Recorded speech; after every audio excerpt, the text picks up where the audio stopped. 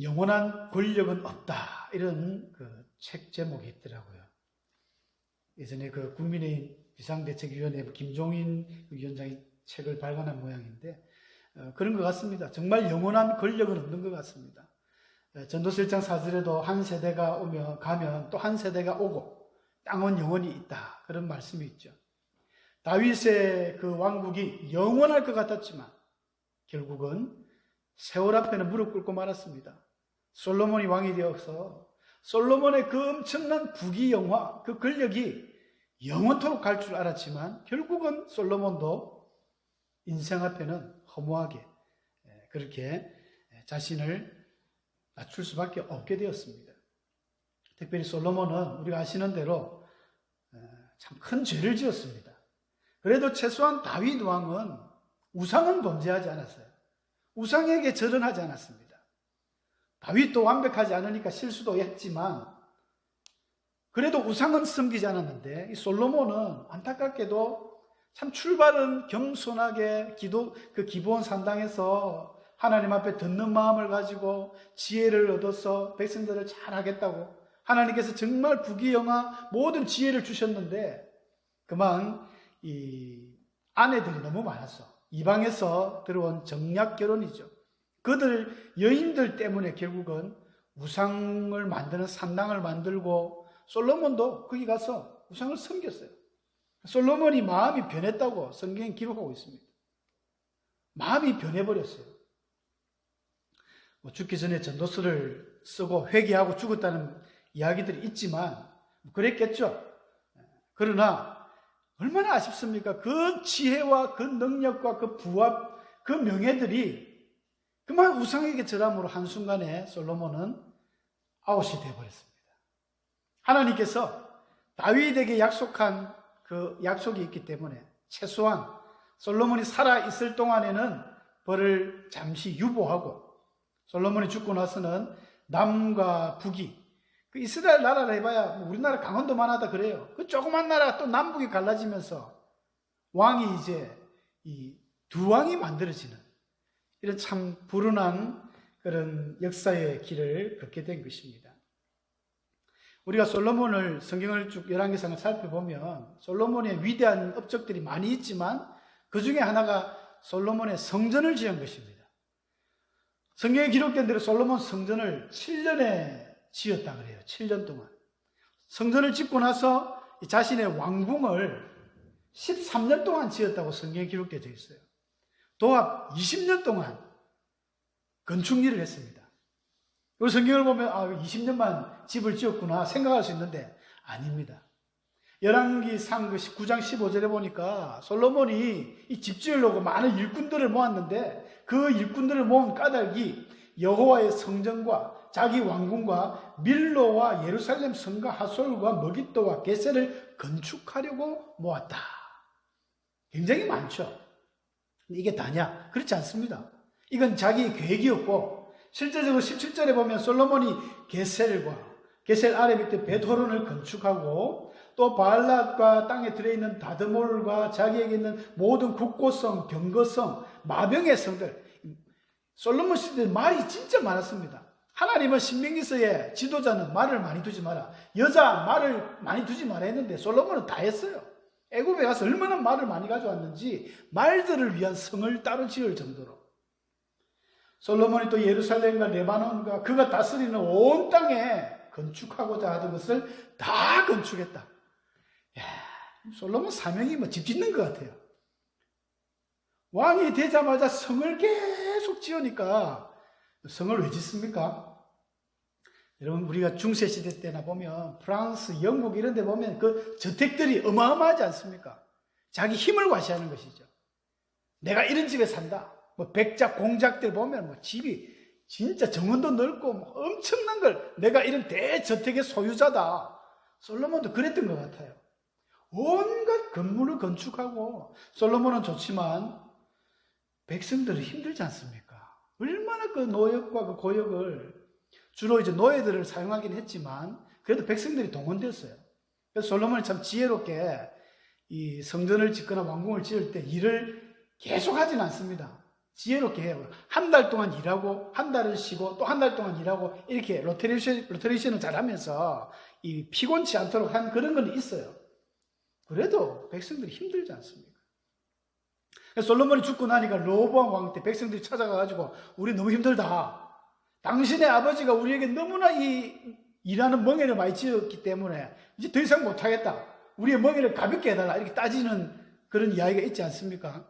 그 정도로 솔로몬이 많이 지었습니다. 특히 밀로성을 지을 때는 제가 동그라미 쳐놨는데 밀로성을 지을 때는 백성들이 거의 반란을 일으킵니다. 11장 앞에 쭉 보면 그 솔로몬의 신하 우리가 아는 여로보암, 이 여로보암이 그 솔로몬의 신하 느밧이라는 사람이 있는데 느밧의 아들이거든요. 이 느밧의 아들 여로보암이 자기가 이제 왕을 대적한 거예요. 우리 이런 식으로 대적 못하겠다 하면서 이 여로보암이 좀 파워가 있는 사람입니다. 힘도 세고 성경에는 큰 용사라 했거든요.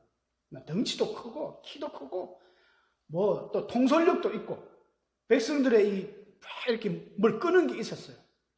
그래서 대표를 찾아가지고 솔로몬한테 이야기를 하고 그래서 이제 애굽에 쫓겨나게 되는데 이 여로보암이 에브라임 지파 사람이거든요.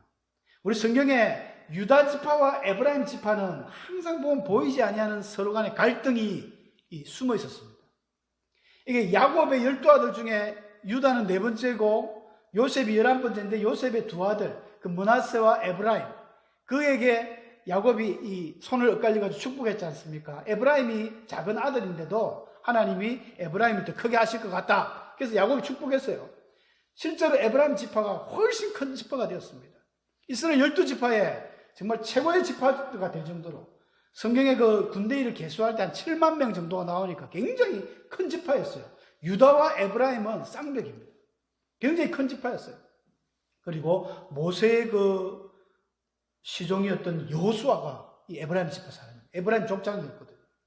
그리고 사사 중에 드보라라든지 사무엘은 레위 지파지만은 거의 에브라임을 대표하는 에브라임 그 북쪽 산지에 이 조그만 나라의 북쪽은 에브라임이고 남쪽은 유다입니다. 그렇게 지파가 이렇게 흩어져 있었어요. 그 에브라임 지파의 거의 대표가 사무엘이었고 사무엘이 실로에 있었으니까 이 실로에 사무엘 집도 있고 그곳에 성전이 있었던 거예요.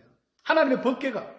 그러니까 에브라임 지파 사는 집이 종교의 중심이었습니다. 에브라임 지파들이 굉장히 자기들 자존심이 있죠. 우리가 누군데? 이런 마음이 있었어요. 예루살렘 성전이 지어지기 전까지. 그런데 이 위대한 에브라임 지파에서 왕이 나오지 않은 거예요. 우리가 잘 알듯이 사울은 베냐민 지파거든요. 정말 12지파 중에 제일 작은 지파.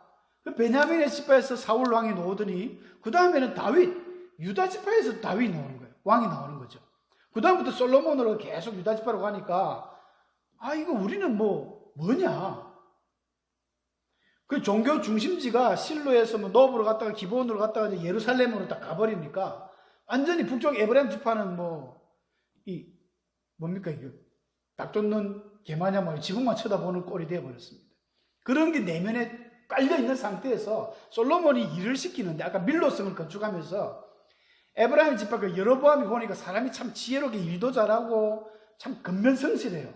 참 부지런하기 때문에 솔로몬이 감독관을 시켰다 했거든요.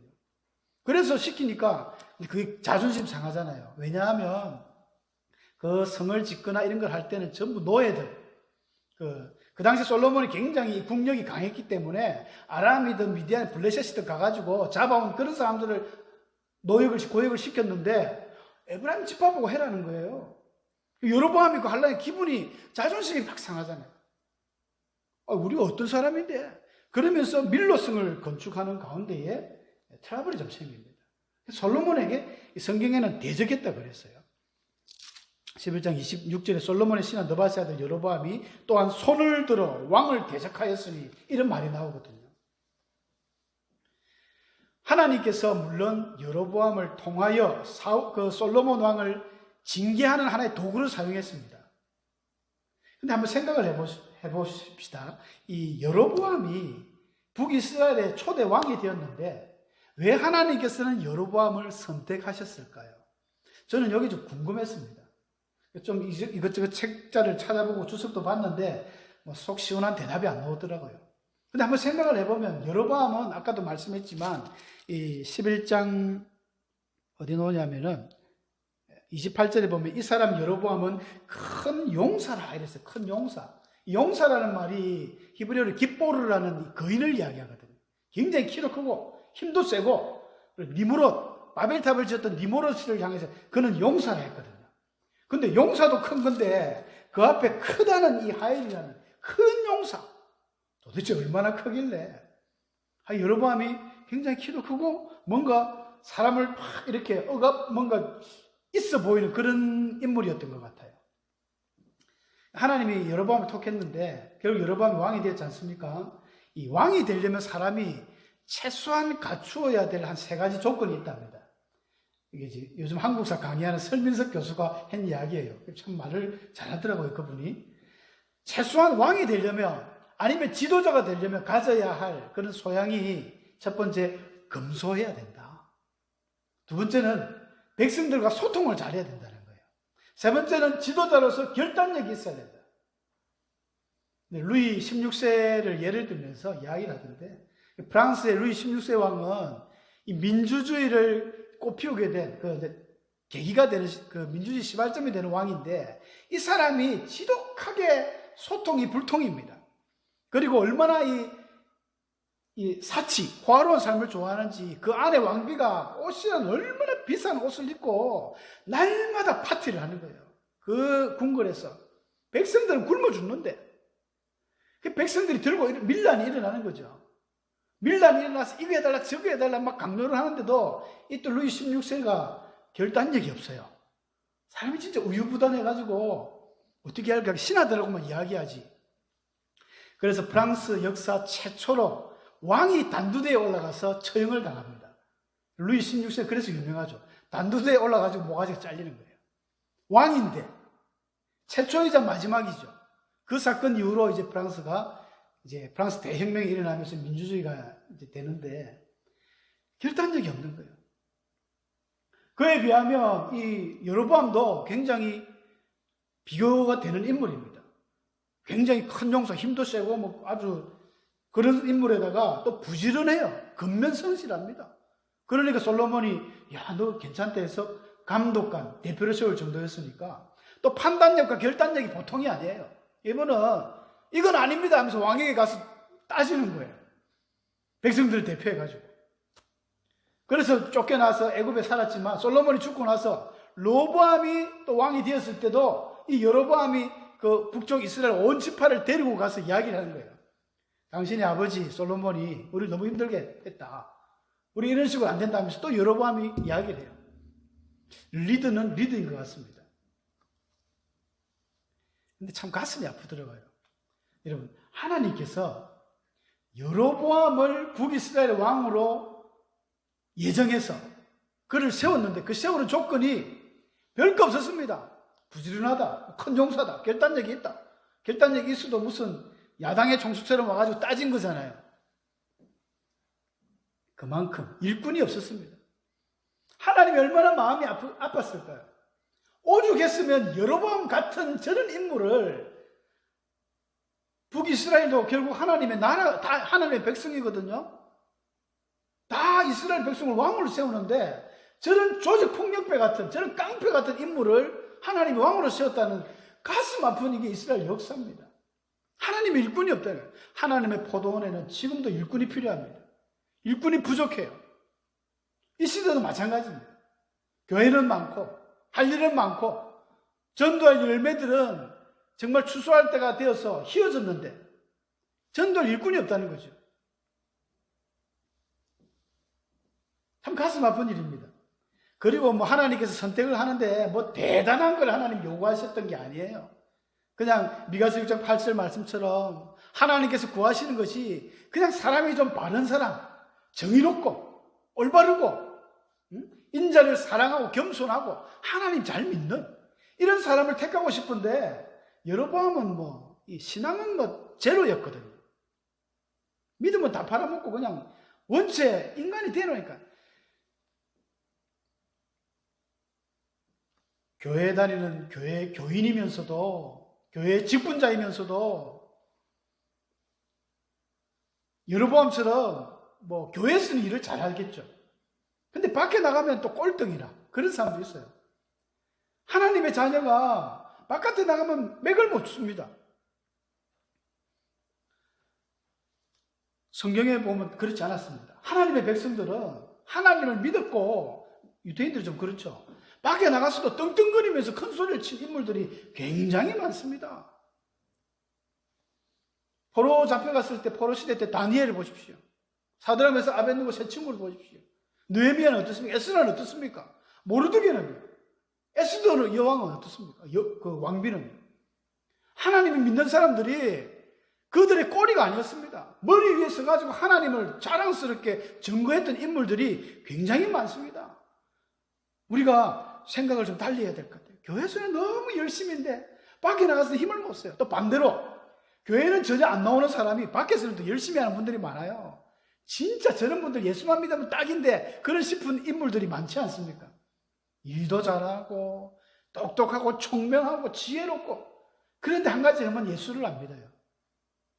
하나님이 오죽 답답했으면 교회에 일꾼이 없으니까 그런 사람들을 데리고 와서 쓰는 거랑 똑같다는 것입니다.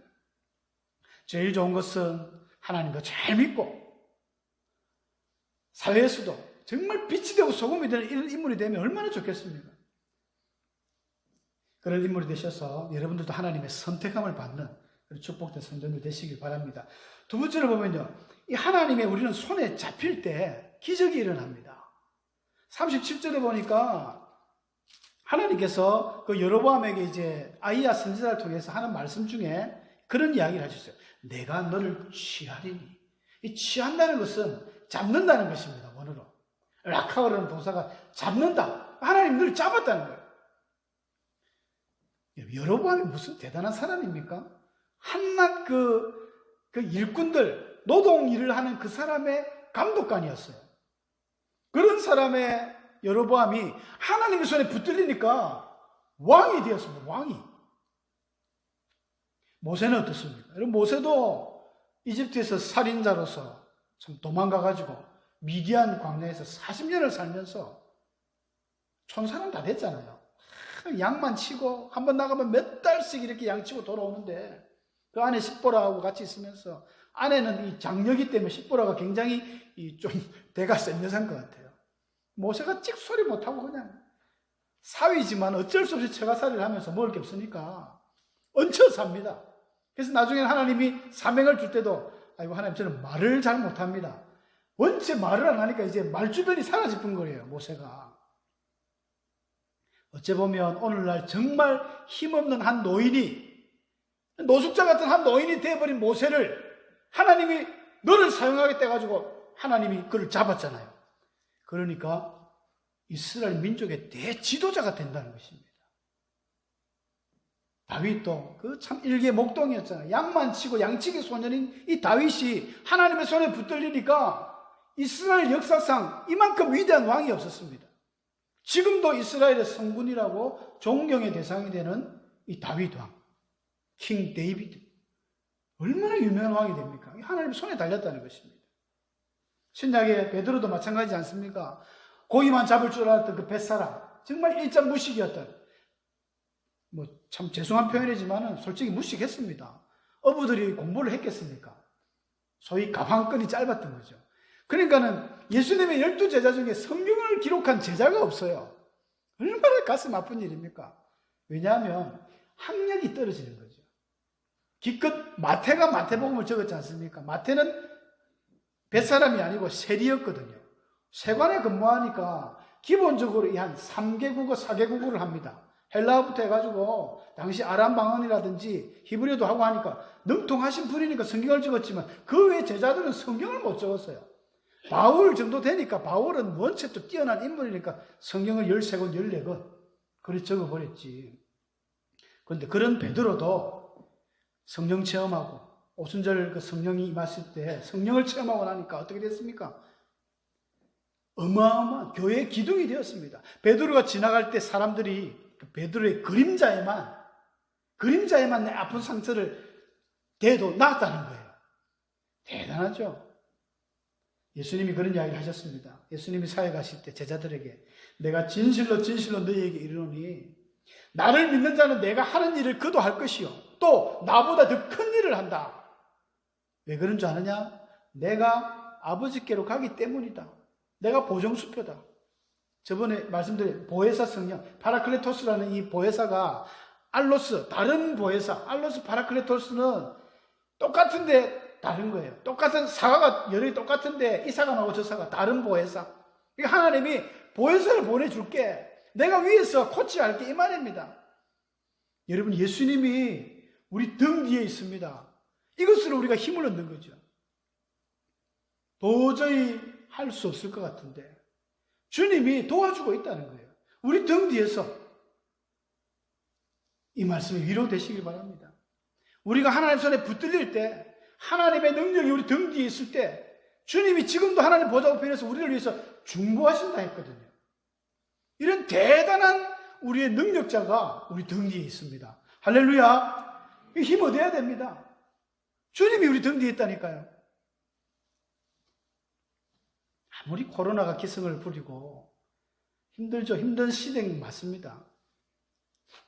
너무나 힘들다 보니까 이상한 그런 기류가 많아요. 여러분, 코로나 때문에 교회가 좀 많이 핍박을 받고 있지 않습니까? 교회는 너거는 무슨 별난 단체가 왜 그렇게 모이지 마라 하는데 모이느냐? 백화점하고 영화관 가면 뭐 벌벌 하는데도 교회만 자꾸 달달 볶아요. 왜 그렇습니까? 이게 이상한 일이 아니지 않습니까? 예수님이 그랬어요. 너희는 세상에서 환난을 당할 것이다. 예수 믿는 것이 맨날 무슨 꽃길이고 꽃밭의 그런 축복의 길이 아니고 고난의 길도 있거든요. 근데 오늘날 성도님들도 일부 어떤 목사님들도 자꾸 꽃길을 가려고 그래요. 정부에서 시키는 대로, 예, 알겠습니다. 예, 다섯 명이서 모이지 말아서 안 모이겠습니다. 예, 우리 요 조금만 모여서 줌만 하겠습니다. 어느 목사님은요, 카메라로 자기 줌만 하면서 성도들에게 다 말씀을 하면 성도들이 이제 카메라로 예, 아멘, 아멘 이러면서 막 비대면으로 무조건 한다는 거예요. 그게 잘못됐다는 건 아닌데 너무 우리가 그게 적응이 돼가지고 질이 들어버린 거예요. 초대교회는 핍박이 없었습니까? 우리나라 조선에 처음으로 선교사들이 오신 그분들은 그때 신앙생활 하신 우리 믿음의 선배들은 핍박이 없었습니까? 환난이 없었습니까? 이게 뭐 이상한 일이 아닙니다. 당연히 있는 일인데도 불구하고 왜 교회는 그러느냐? 교회니까 그렇다. 그렇게 우리가 이야기를 할 수 있는 담대함이 있어야 될 것 같습니다. 어느 장로님은 한날 교회를 안 왔대요. 그래서 목사님이 전화를 해가지고 아무개 장로님 왜 교회 안 오십니까? 그러니까 장로님이 하시네. 오늘 주일입니까? 이렇게 이야기한 거예요. 실제 이야기입니다. 제가 들었습니다. 타교에 어떤 전사님이 이야기해 주던데 너무 코로나 때문에 요즘 전부 이렇게 마음들이 좀 자유스럽게 예배를 드리다 보니까 장로님이 주일인지도 모르고 낚시 가가지고 전화를 받고 놀랬다는 참 우스운 이야기가 참 웃을 일이 아닌데 주일에 대한 개념도 없고 예배에 대한 개념도 없고 이게 현재의 삶이 되었습니다. 예수님께서 우리 등 뒤에서 딱 붙들고 계시는데 우리가 좀 더 담대해야 될 것 같습니다. 하나님 손에 붙들리면 정말 우리가 하나님만 바라보게 됩니다. 하나님만 의지하게 됩니다. 하나님이 어떻게 하면 나를 통해서 기뻐하실까? 이것만 고민이 됩니다. 영적으로 사는 사람이 된다는 거죠. 육을 따라서 사는 사람은 육적인 일만 한다 했죠. 영을 따라 사는 자는 생명과 그 평안에 영의 일을 한다고 했습니다. 바울도.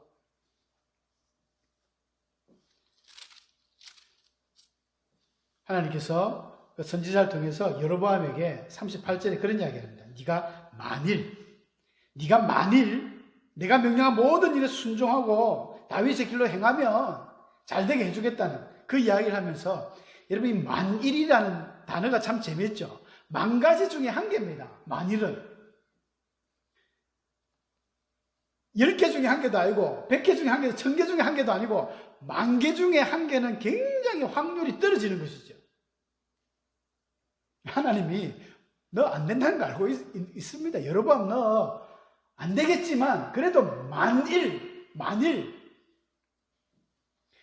너 하나님이 여러분이 하시는 이야기 그런 말이지. 네 마음에 원하는 대로 그냥 네 마음대로 해서 네가 왕이 되되 만일 혹시라도 네가 앞으로 잘하면 내가 다윗처럼 너의 집을 계속 견고한 집으로 만들고 네 후손을 잘되게 해줄게. 이게 하나님 메시지거든요. 사랑하는 성도 여러분, 만일 우리 장로님들에게, 만일 집사님, 권사님들에게, 만일 너 아무개 집사야, 너 만약에 잘하면 앞으로 정말 하나님 제일주의로 살고 나의 명령과 법도와 규례를 잘 지켜 행하면 자자손손 내 잘되게 해줄게. 하나님 이 메시지입니다. 얼마나 참 안타까운지. 여로보암이 근데 그래 축복의 메시지를 줘도 안 됩니다. 이게 엄마 뱃속에서부터 신앙생활 해도 잘 안 되는 건데 이제 겨우 뭐가 해서 되겠습니까? 여로보암은 왕이 되고 나서 굉장히 큰 실수를 하는데 자기 이스라엘 백성들이 지금 하나님의 성전이 예루살렘 남쪽 유대에 있으니까 백성들이 절기를 지키러 남쪽으로 갈 거 아니에요. 솔로몬 성전에 가서 막 제사 드리고 한 번 가고 두 번 가고 하다 보면 이 사람들이 또 마음이 확 바뀌어가지고 이거 이제 북쪽에 안 오면 어떡하나. 그래서 아예 이 사람이 저 맨 북쪽에 있는 단 지방하고 자기 그 구역의 맨 마지막 있는 베델 쪽에 산당을 두 개 딱 지어놓고는 거기에다가 금송아지를 뚝 한 마리씩 놔둔 거예요. 그러면서 하는 이야기가 이것이 너희를 애굽에서 인도한 신이다. 애굽에서 인도한 신이 뭡니까? 하나님이잖아요. 하나님이라는 거예요. 금송아지를 만들어 놓고 이 못된 걸, 이 금송아지가 어디서 나옵니까? 애굽에서 나오거든요. 여로보암이 또 애굽에 가서 또 유학을 했네요. 솔로몬 피해가지고 솔로몬이 죽을 때 가서 유학생을 하더니 못 볼 걸 보가지고 배워온 게 꼭 그런 것만 배워옵니다. 금송아지를 때 나중에 아합 왕조에 가면 이세벨이 자기 고향에서 본 게 내나 바알과 아세라거든요. 똑같이 그걸 만들더니 이 여로보암은 금송아지를 만들어놓고 이게 하나님이다. 너 이제 남쪽으로 안 내려가도 된다. 좀 높은데 북쪽에 있는 사람은 단으로 가고 조금 밑에 중간에 있는 사람은 베델로 가라. 백성들이 그날 이후로 얼마나 타락하는지. 그래서 북이스라엘은 진짜 일찌감치 타락을 합니다. 남쪽 유대는 그래도 오래 갔지만. 그리고 또 한 가지 잘못을 한 것은 레위인들을 파면을 시킵니다. 파면시켜서 파면시킨 게 아니고 상당들을 곳곳에 만들어 놓고는 레위인 아니라도 아무나 제사 지내도 된다. 보통 사람이라도 제사 지내도 된다는 거예요. 여러분 이게 가능한 일입니까? 그렇지 않습니다. 구약시대 때는 철저하게 레위인들이 제사를 지냈고요. 하나님의 기름 부음받은 이 제사장들에 의해서 제사가 집례가 되었습니다. 오늘날도 마찬가지입니다. 오늘날은 하나님 직접 기름 붓는 것은 아니지만 교회가 성경을 기초로 이 교리를 세워서 거기에 합당한 인물을 만들어서 교회를 예배를 집례하게 한 것입니다. 아이고 목사만 설교해야 되나? 아무나 하면 안 되나? 오늘은 김집사하고 내일은 박집사가 하고 이렇게 하자. 권사님도 한번 해보자. 해봐야 여러분들 해보면 해볼수록 어려운 걸 알겠지만 질서에도 안 맞습니다. 하나님의 법의 질서를 테두리를 벗어나는 것은 하나님은 원하지 않고 결코 하나님이 가만두지 않는 것입니다. 그러니까 여로보암 때문에 레위인들이 거의 남쪽으로 다 와서 살았다는 그런 보고가 있습니다. 사랑하는 성도 여러분, 갈라디아서 6장 7절에 보면 사도 바울이 사람이 무엇으로 심든지 그대로 거두리라 라고 합니다. 육체를 위해 심는 자는 육체로부터 썩어질 것을 받게 되고 성령을 위해 심는 자는 성령으로부터 영생을 거둔다 라고 되었습니다. 우리가 살아가면서 때로는 억울할 때도 많이 있지만 힘겹지만 영으로 사셔야 됩니다. 성령으로 살아가셔야 됩니다. 육의 생각은 사망이라 했고 또 하나님과 원수가 된다 했습니다. 우리가 영의 사람들로서 하나님의 자녀로서 살아가는 것은 정말 영적인 생각, 하나님이 기뻐하시는 생각, 성령으로 살아가셔야 됩니다. 세상의 법은 가끔은 이 심는 대로 거둔다는 이 질서가 파괴될 때가 있습니다. 자기가 심지 않았는데 가끔 자기께 될 때가 있어요. 로또를 사가지고 갑자기 로또를 맞아버리면 나는 심지 않았지만은 돈 조금 심은 것도 있겠지만 그런 경우도 있어요. 아니면 권력으로 자기 게 아닌데 남의 실컷 이런 걸 뺏어오는 경우도 있습니다. 세상 법에서는 가능하지만 하나님의 법은요, 하나님의 영계의 법은 절대 허락되지 않습니다. 악을 심었는데 선한 게 나온다. 있을 수 없는 일입니다. 내가 믿음으로 선한 걸 심었는데 악한 열매가 맺혔다. 그런 일 없습니다. 하나님은 정확하십니다. 내가 선을 심을 때 선한 열매를 거두는 것입니다. 내가 악한 걸 심으면 악한 열매를 걷고, 이 사실을 우리 기억한다면 정말 두렵고 떨림으로 우리가 살아갈 수밖에 없을 것입니다. 사랑하는 성도 여러분, 우리가 하나님의 손에 붙들림 받을 때, 하나님의 손에 붙들림 받을 때 우리의 삶이 바른 삶이 될 수 있습니다. 육을 쫓는 것이 아니라 영을 쫓으며 하나님과 함께 살아갈 그런 우리의 마음의 용기와 다짐도 생길 수 있습니다. 하나님의 손에 붙들림 받아서 살아가는 위대한 하나님의 모든 영광의 주인공들이 다 되시기를 축원합니다.